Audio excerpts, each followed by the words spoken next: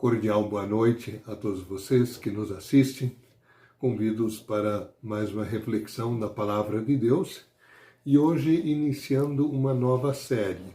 Semana passada nós terminamos a série dos estudos do livro de Juízes do Antigo Testamento. E hoje nós vamos iniciar uma série de Atos dos Apóstolos e nessa série nós vamos contemplar os capítulos 1 até 12, uma vez que no ano passado já havíamos feito uma série das viagens missionárias, do capítulo 13 até o final, até o 28.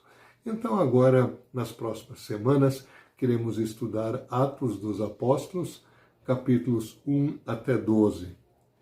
O autor desse texto, de Atos dos Apóstolos, é o evangelista Lucas. De certa forma, Lucas é o maior escritor do Novo Testamento, porque se nós pegamos o livro, o Evangelho de Lucas, que ele escreveu, e Atos dos Apóstolos, que também saiu da sua pena, nós temos mais ou menos 25% dos textos do Novo Testamento. Olhando para as cartas de Paulo, são um pouquinho menos, mas também perto de 25%. E essas cartas de Paulo, elas são redigidas muitas vezes com auxílio de Timóteo e de Lucas. Então Lucas também ajudou a redigi-las. E aí nós já temos praticamente 50% do Novo Testamento. Por isso, o evangelista Lucas, que é médico, tem a profissão de médico, e um grande historiador, da sua pena saiu boa parte do Novo Testamento. São dados interessantes a respeito de Lucas, e eu gosto muito de história da antiga e de história da igreja, e o Lucas, ele é um grande historiador, né? Pegando o Evangelho de Lucas e pegando Atos dos Apóstolos, se ele escrevesse hoje, talvez ele mandaria 2 e-mails, 2 grandes anexos para esse sujeito a quem ele endereça esses textos, um tal de Teófilo. Nós não sabemos quem ele é, mas o primeiro e o segundo livro, eles são escritos para Teófilo. No Evangelho, Lucas narra a vida de Jesus desde a sua concepção, nascimento, até a sua subida ao céu. Portanto, Lucas não é testemunha ocular, ele não fazia parte do primeiro grupo dos apóstolos. Agora, a segunda parte, que é da subida ao céu, logo depois do Pentecoste, e dali por diante, boa parte ele é testemunha ocular. Ele narra em Atos dos Apóstolos, que alguém chamou de Atos de Jesus Cristo e do Espírito Santo, através dos apóstolos, principalmente através de Pedro, a primeira parte, e através de Paulo, a segunda parte, mas quem obviamente está por detrás, o verdadeiro autor, é o Espírito Santo, narrando o que Jesus fez na sua igreja e através da sua igreja. Tá?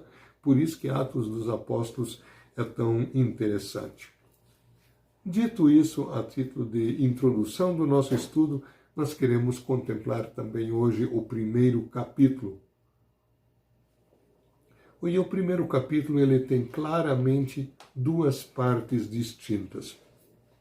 Ele retoma a narrativa da subida de Jesus ao céu, isso nos versículos 1 a 11, e nos versículos 12 a 26, ele narra a escolha do substituto de Judas que tinha se enforcado, que tinha traído a Jesus, o substituto dele para que o grupo dos 12 apóstolos, não só discípulos, alunos de Jesus, mas apóstolos enviados de Jesus, né, seus embaixadores, para que esse grupo estivesse completo de novo.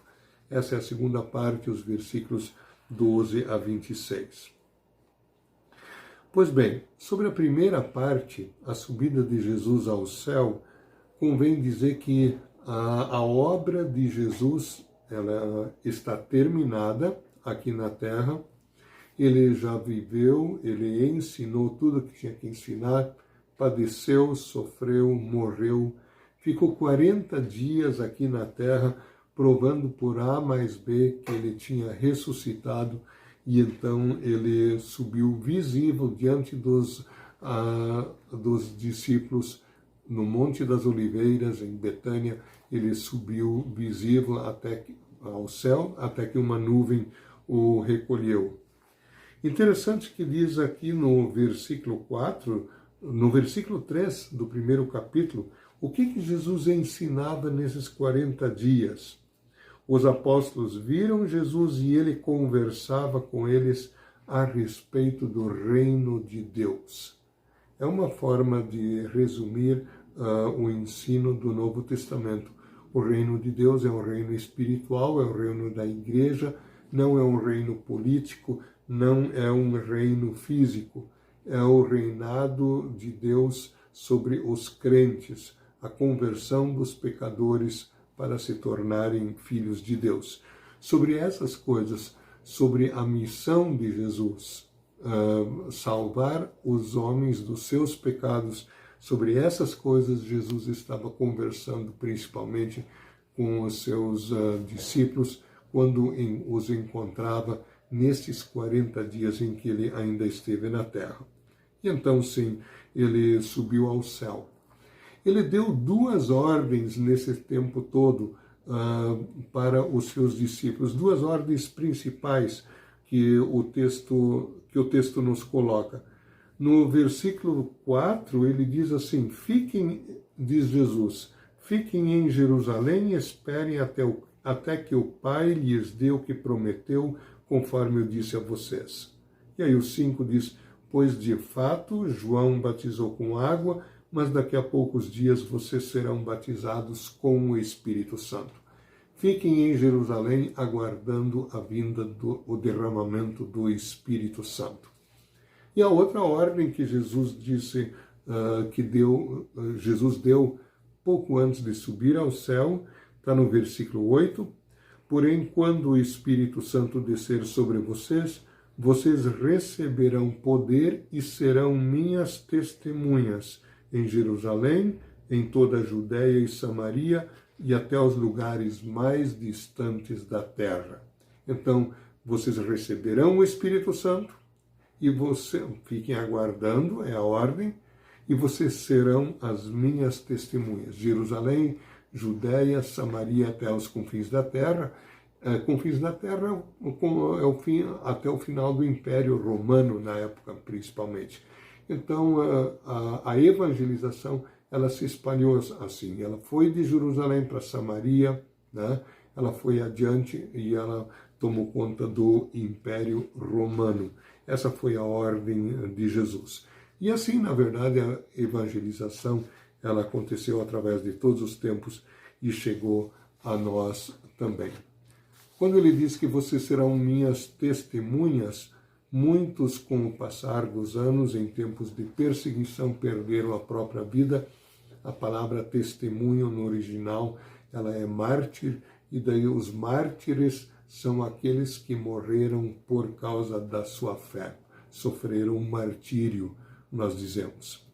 E isso, os primeiros cristãos, eles sofriam um martírio da parte tanto dos judeus, os que rejeitaram o Messias, quanto da parte dos romanos, quando os romanos os perseguiam. Isso também não acontecia sempre. Os judeus os perseguiam por afirmarem que Jesus, a quem eles tinham matado, Deus o ressuscitou e que este é o Messias, esse é o Messias prometido e cuja promessa se cumpriu em Jesus Cristo. Os judeus que não acreditaram, obviamente, passaram a ter raiva dos apóstolos. E os romanos, eles perseguiam os cristãos principalmente por um motivo, porque os cristãos se negavam a prestar culto ao imperador, culto a César.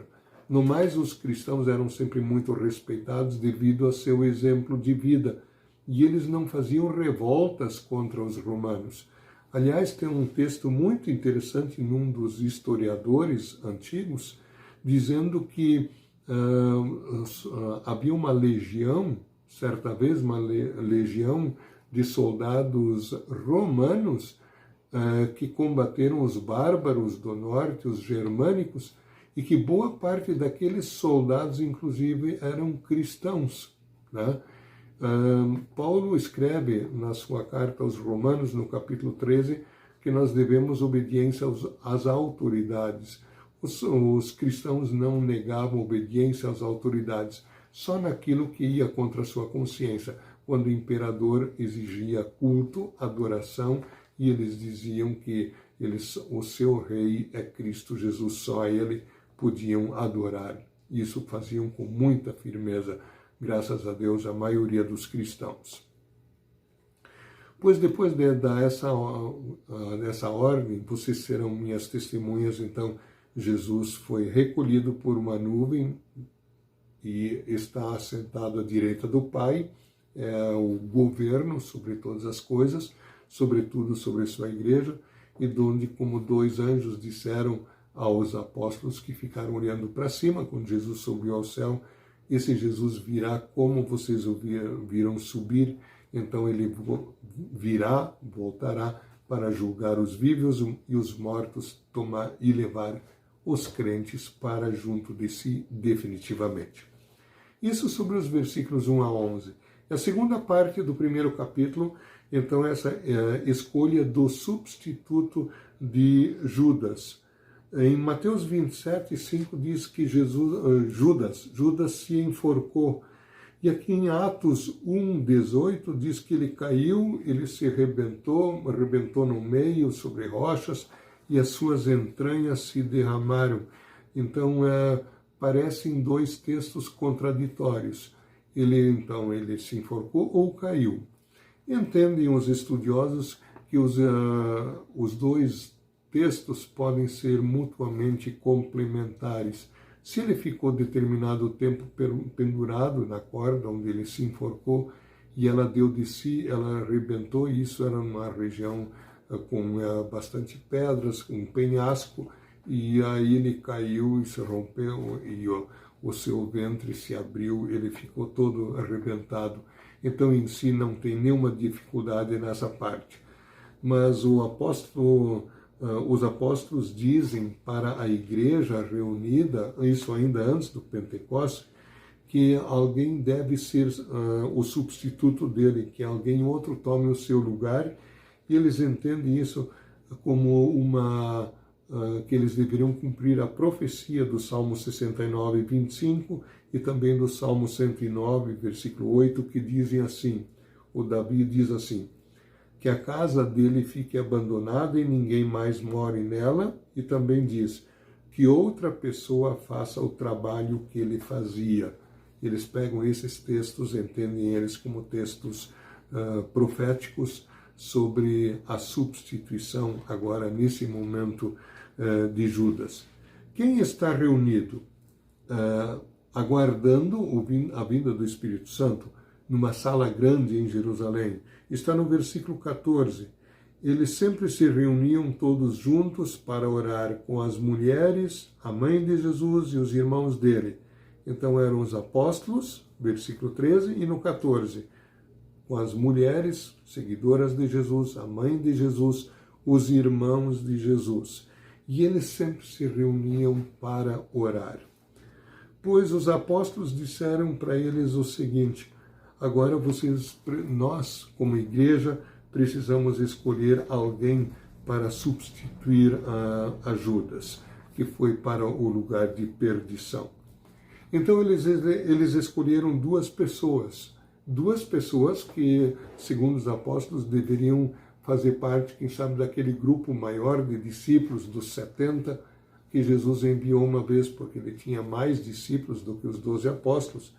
Duas pessoas que tivessem acompanhado, pelo menos em parte, a Jesus desde o batismo de Jesus, que conheciam Jesus de perto. Então eles escolheram duas pessoas, José e Matias. O José Barsabás, também chamado Justo, esses três nomes. José vem do hebraico, Barsabás do aramaico, a linguagem local, e Justo, então, vem do latim, o significado desse nome. Esse era um deles. E outro era Matias. Matias é uma abreviação de Matatias, um nome bastante comum, conhecido entre os judeus, principalmente depois da Guerra dos Macabeus, onde havia um personagem, Matatias, um senhor que foi famoso na Guerra dos Macabeus, uma guerra que os judeus tinham empreendido certa vez, né? Então, Matias é uma abreviação. E aí, depois de escolher esses dois, citar esses dois, José e Matias, a igreja toda, ela ora para que a vontade de Deus se cumpra. Mais um exemplo de persistência de oração. E aí lançam sortes, era o costume, lançam sortes confiando que aquele que Deus escolheu em resposta às suas orações, esses seriam indicados. E a sorte recaiu sobre Matias, né? Então Matias foi o que completou novamente o grupo dos 12. Por que tinha que ser completado esse grupo? Talvez porque no Pentecostes se quisesse que houvesse um representante um representante de cada tribo, das 12 tribos de Israel, não necessariamente representante segundo o sangue, mas assim como há 12 tribos, que houvessem 12 apóstolos. Mas isso é só uma conjectura, a Bíblia não diz isso, né? Assim, nós estamos chegando ao final, então, desse estudo introdutório, fizemos a introdução de Atos dos Apóstolos. A primeira parte, a subida de Jesus ao céu, a segunda, a escolha de Matias. Duas observações finais que eu quero fazer. A nossa missão como cristãos é a mesma dos apóstolos, é a mesma da igreja de todos os tempos. Não é uma missão terrena no sentido político. Ela não é política. Vocês são minhas testemunhas aqui na terra. Nós cristãos somos testemunhas de Cristo, anunciar o perdão dos pecados e vida eterna pela fé no sacrifício, na morte e na ressurreição de Jesus. Essa é a grande missão da igreja, né? Nós somos convidados a crer em Cristo, perseverar na fé, cheios de amor ao próximo. E a segunda coisa, então, sermos testemunhas de Jesus. Na semana que vem, então, nós estudamos o segundo capítulo, Derramamento do Espírito Santo. Vamos orar. Senhor Jesus, muito obrigado porque pelo Teu Santo Espírito nós temos a redação da Tua vontade, também através do evangelista, do médico, do historiador Lucas, através do seu livro, seu evangelho, e através de Atos dos Apóstolos, que na verdade tudo isso faz parte da Escritura Sagrada, cujo real autor é o Espírito Santo. Concede-nos genuína fé em Ti todos os nossos dias e que não tenhamos vergonha de Ti e sejamos Tuas testemunhas em toda a nossa vida. Em nome de Ti mesmo, ó Cristo Jesus, oramos. Amém. Obrigado pela atenção, até a próxima oportunidade, uma boa noite a todos.